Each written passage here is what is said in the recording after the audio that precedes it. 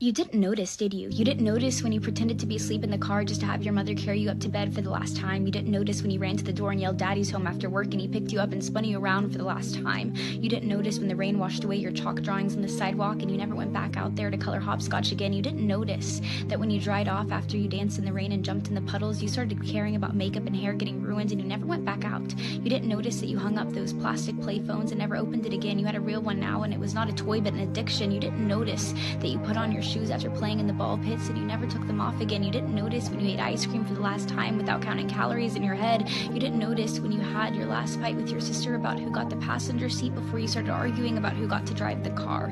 You didn't notice when you stopped believing in Santa Claus as the magic of Christmas was replaced with material wish lists. You didn't notice when you stopped believing in a monster that lived under your bed as it started to come out in the reflection of your mirror. You didn't notice when you went to field day for the last time, when you got your last participation trophy, when you kicked your brother's seat during a road trip for the last time, when you had your last play date with your Barbies, when you had your last Disney movie night with your family. You didn't notice that grandparents don't last forever. You didn't notice that your childhood cat wasn't eternal. You didn't notice your parents are growing up too. You didn't notice it, do you?